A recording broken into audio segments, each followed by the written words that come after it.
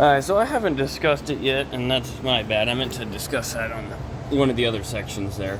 But if you notice the spread on my screws here, the reason being for that is that when you go to sheetrock the wall, you know, if the door is trying to push a little this way or a little this way, you want to be able to give the stud as much pulling or pushing power as possible. Pulling. You want to give it as much can I speak? Pulling power against the force of the door trying to be unsquare. So I've seen guys just stick like one screw right in the middle, or maybe two screws really close to the middle. But if you remember, these studs, they can bend. You can put a bow in there. So if the door is really pulling and you're only screwed in the middle, you could screw that sheetrock on the face, on the outside edges here, but that door might pull like this and create a bow, and look at that. You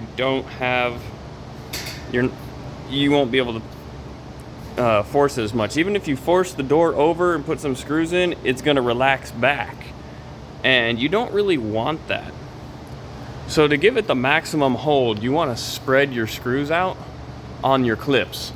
Now, some clips, I don't like that style. They're pretty narrow. Like, they're only from about this pin, these two little fold lines in the stud. They're barely that wide, so you can barely go here. I don't like those. These are better. They're pretty wide. They're still about a 1/4 inch in from the ends of the edges of the stud, but that still gets me plenty of width there. Is very little deflection, so there's plenty of strong hold on those clips. Now, speaking of clips, that's one other thing I wanted to discuss. While I do like welded clips, at the same time I don't, because sometimes people will put these way down here at the bottom, and there is no need to have a clip like 12 inches off the floor. Like, come on. You're anchored to the floor here. Let's spread it out a little. Or I'll see the top clip like down here almost on the non-hinge side, and I'm like, the top of the door's up there, not down here.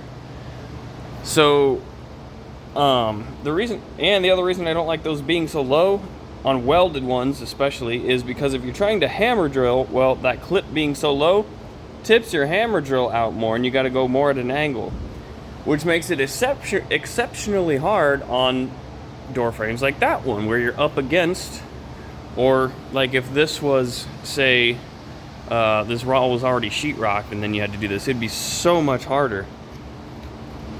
So it's like, get your clip probably about up here, about twice as high as where that one is. You want to be maybe, I don't know, 20 to 22 inches off the floor. 24 max. Actually, no, that'd be good. About 24 inches, then about 48 inches, and then near the top. Or well, obviously on this door, it's a 7-foot door. You've got three hinges. So you can see that's welded there. So where you would want to set your clip is just above this one. And then like this is just above this one. Or maybe even, like an inch or two higher. And that gives you the most control of your door with your sheetrock and your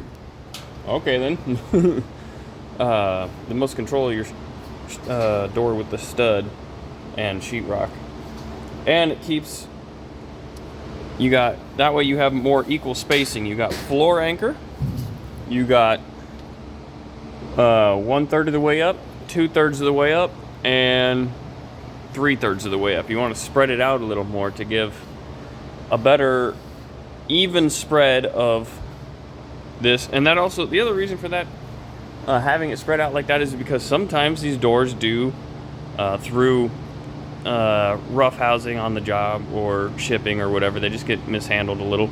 They might develop either a cup or a bow, and so when you sheetrock it, you're going to want to probably throw your laser on there and see if you need to pull it this way or push it that way before you screw your stud in. And so if you evenly space your clips, as you do that, that gives you more control. If your clip's way the hell down here, you're not gonna have as much control right here. So space your 3 clips out on this, or in some instances you might have 4 clips, but try to space them out more evenly to get better control when squaring up your door when you're sheetrocking. It's just another one of those little things, like I've said multiple times already. It's just the little things that all add up. They really do. They add up. And it's been 15 years for me, no callbacks on any door I have done, because some people taught me right, and the rest of the time I figured it out on my own as I went. And just be meticulous as possible on your door frames.